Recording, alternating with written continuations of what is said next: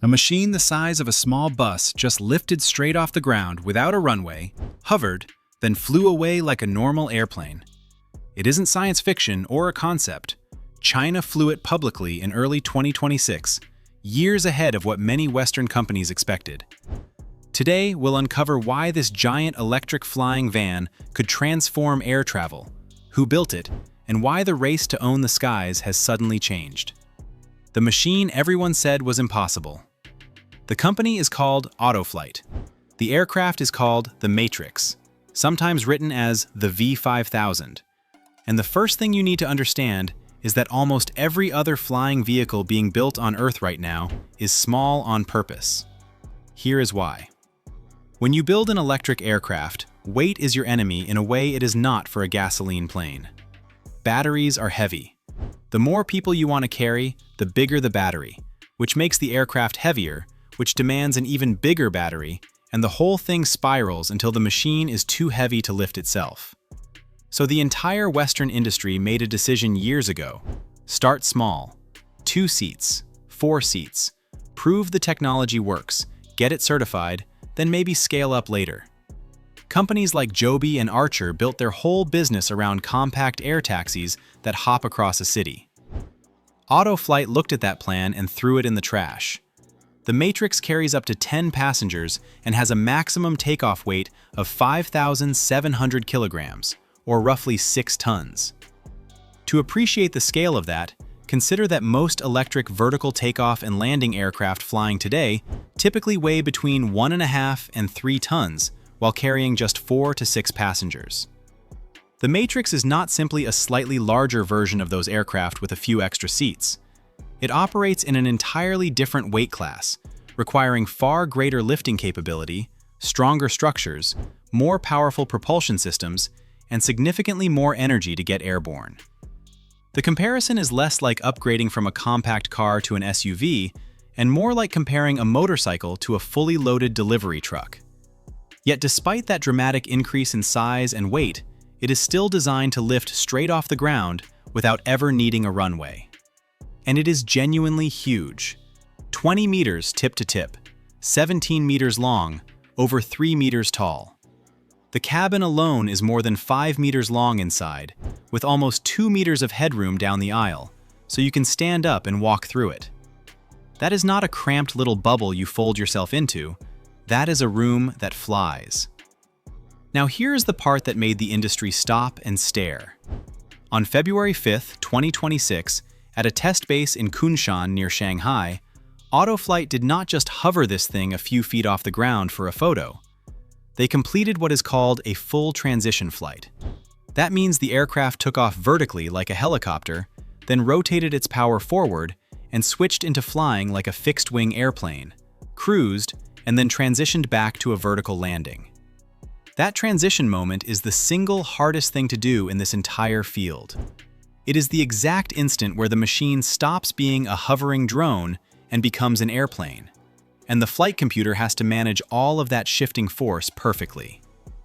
Here is why it is so brutal. During takeoff, the rotors are doing all the work, holding the entire weight of the aircraft straight up against gravity.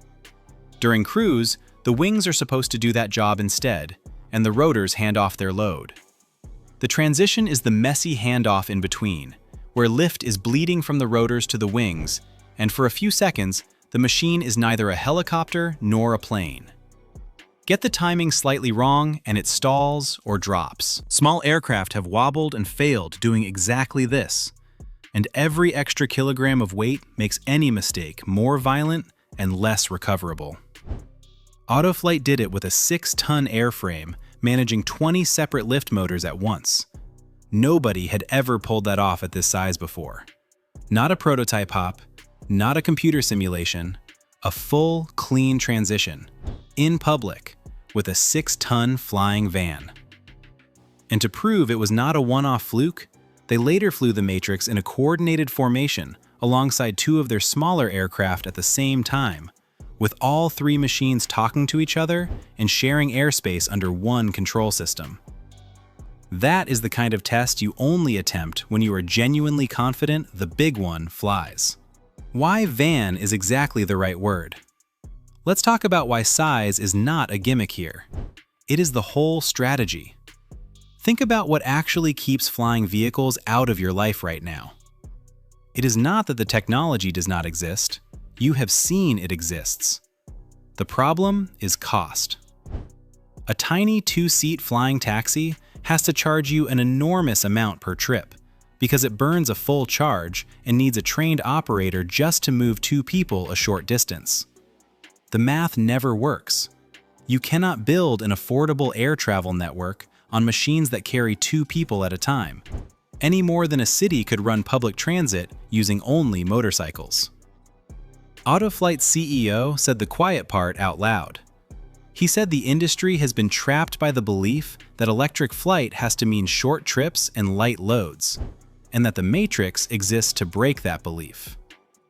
His actual argument is about cost per seat. When you spread the expense of a flight across 10 paying passengers instead of 2, the price each person pays collapses. AutoFlight estimates the matrix cuts the cost per seat by up to 30% compared to smaller eVTOLs. That 30% is the entire story. That is the number that matters more than the wingspan, more than the weight, more than the top speed. Because a flying machine that is cheap enough per seat stops being a billionaire's toy and starts being something that could actually run as a route. Picture it less like a private helicopter and more like a shuttle bus that happens to fly over the traffic instead of sitting in it. And AutoFlight built it in 2 versions, which tells you exactly how they think about this. One is the passenger version, with 10 business class seats or 6 VIP seats if you want to spread out. And they did not build a bare metal box. This cabin has climate control, ambient lighting, actual lavatories with wash basins on board, and oversized windows that are a full square meter each, letting in 50% more light. The company compares the feel of the cabin to a high-end business jet. The second version strips all that out and turns it into a cargo hauler, with a big forward-opening door that swallows 2 standard air freight containers and carries 1.5 tons of goods. The same airframe, 2 completely different missions. One configuration is built to carry passengers quickly between cities, while another can be fitted to haul cargo, equipment, or emergency supplies instead. Instead of designing separate aircraft for different roles, the platform is engineered so the mission changes with the module you attach. That is not how you build a one-off technological novelty or an attention-grabbing prototype. That is how you build a practical workhorse that can generate revenue across multiple industries and keep flying regardless of the job it is assigned. The range trick that changes the map. Now, if you have been paying attention to electric anything, there is a question forming in your head. How far can a 6-ton electric van actually fly before the battery dies? Honest answer for the pure electric passenger version? About 250 kilometers, or 155 miles on a charge. That is a real limit, and it is fine for hopping between a city and its neighbors. But that is not the number that should grab you. The number that should grab you belongs to the hybrid version. That one is designed to fly up to 1,500 kilometers. That is roughly 930 miles. Sit with that for a second. 930 miles is roughly the distance from Miami to Boston, or New York to Chicago. A journey that today usually means choosing between an exhausting full day behind the wheel or enduring the entire airport routine of traffic, parking, security checkpoints, boarding gates, delayed departures, baggage claim, and another drive after landing. The hybrid matrix is designed to cover that same distance through the air, then descend directly onto a rooftop, a barge, a parking lot, or another compact landing area near its destination. Because unlike conventional airplanes, it never needed a runway to take off or land in the first place. That is what pulls this out of urban air taxi territory and into something bigger. At 930 miles, you are not beating crosstown traffic anymore. You are replacing regional airline flights and long-haul trucking runs. AutoFlight is openly positioning this thing as an alternative to the small turboprop planes that connect smaller cities, and as an alternative to freight trucks on the highway. It covers the gap between too far to drive comfortably and too short to bother with a real airport. That gap is where a huge amount of human travel actually lives, and almost nothing serves it well right now. And AutoFlight is already thinking about where these things land. The company unveiled the design for solar-powered floating airports, vertical takeoff and landing platforms mounted on barges that sit on rivers or along coastlines. Think about what that unlocks. A city on a river does not need to bulldoze a neighborhood to build a landing strip. It just anchors a platform in the water, and suddenly the waterfront becomes the airport. When the machine does not need a runway, the definition of where you can travel to and from starts to break wide open. The safety question, nobody can dodge. Let's be honest about the obvious fear. You are asking regular people to climb into a 6-ton electric machine and go up in the air. What happens when something breaks? This is where the 20 motors stop being a spec sheet number and start being the actual point. The Matrix uses what engineers call distributed propulsion. Instead of 1 or 2 big engines whose failure would drop you out of the sky, it spreads its lifting power across 20 separate motors. AutoFlight says the aircraft can lose a motor and then lose a second motor at the same time and still keep flying safely. No single failure and no double failure takes the whole machine down. It is the same logic that makes a big passenger jet safer than a single-engine plane, pushed to an extreme. And this is not their first attempt at flying weight around. AutoFlight refined this exact lift and cruise design across earlier aircraft, including one called Prosperity that back in 2023 set what was then the record for the longest eVTOL flight ever, covering that same 155 miles on a charge. So the transition flight in February was not a lucky first try. It was years of building up to a heavier and heavier machine. But here is the honest part, and I am not going to skip it. In this field, hardware does fail, and it has failed publicly. A rival Chinese flying car from a different company had 2 of its prototype aircraft collide with each other during a rehearsal flight at an air show, and one crashed and burst into flames. Nobody was killed, but it is a real reminder that these are aircraft, not toys, and that certification exists for a reason. Which brings us to the actual thing standing between the Matrix and your neighborhood. Why China is winning the race, and it is not the engineering. Here is a claim that sounds like hype until you look at the numbers, and then it just becomes uncomfortable. China is not ahead in flying vehicles because Chinese engineers are smarter. China is ahead because of paperwork, specifically because of how fast the paperwork moves. To fly passengers commercially in China, an aircraft must clear 3 separate regulatory hurdles. First comes the type certificate, proving the aircraft's design meets strict safety and performance standards. Next is the production certificate, confirming the manufacturer can build every aircraft consistently to that approved design. Finally, each individual aircraft must receive its own airworthiness certificate before it can carry passengers. It's a rigorous certification process, comparable to those used by major aviation authorities worldwide. Yet despite the complexity, China's regulators have shown they can move remarkably quickly when a new aircraft is ready for commercial service. When another Chinese company, EHang, certified the world's first pilotless passenger drone, that process took about 31 months and around 40,000 test flights. 2.5 years, start to finish. Now compare that to the West. In the United States and Europe, certifying a passenger eVTOL is widely expected to take 5 to 7 years. AutoFlight's cargo aircraft went from application to full certification in roughly that same 31-month window that EHang needed. That gap is not small, and it compounds. While Joby is still running certification tests with the FAA, and while Archer is still fundraising, AutoFlight already has a certified cargo aircraft for commercial operations and generating actual revenue today. They use the cargo version as a stepping stone. Fly boxes first, prove the machine works, collect real-world data, build the supply chain, and then move people. It is a much smarter path than trying to get permission to fly humans on day one, and the Chinese regulator let them take it. And behind all of this is money and policy most people never see. AutoFlight is backed by CATL, the largest electric vehicle battery maker on the planet, which took a stake of roughly 38% in the company. That matters more than it sounds. Battery performance is the single biggest limit on any electric aircraft. When your investor is the battery giant, you get first access to the best cells and the tightest integration between the battery and the airframe.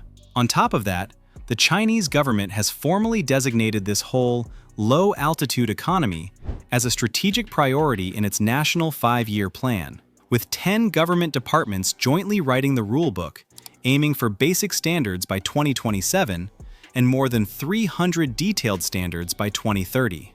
So it is not one clever company. It is a battery giant, a national government, and a fast regulator all pushing in the same direction at once. And China's own consulting estimates suggested the country could see its first passenger-carrying flying car services in 2026, with as many as 7 manufacturers starting deliveries before the year is out. The bigger picture: 2 philosophies, 1 sky. Now step back, because AutoFlight is not alone, and the contrast is the real story. On one side, you have companies like XPeng, whose flying division built a 6-wheeled electric van with a smaller 2-seat aircraft folded into the back of it, aimed at individuals and recreation. That is the personal freedom approach. 1 person, 1 machine, park it in your garage. On the other side, you have AutoFlight's Matrix. This is the opposite philosophy. It is not built for you to own.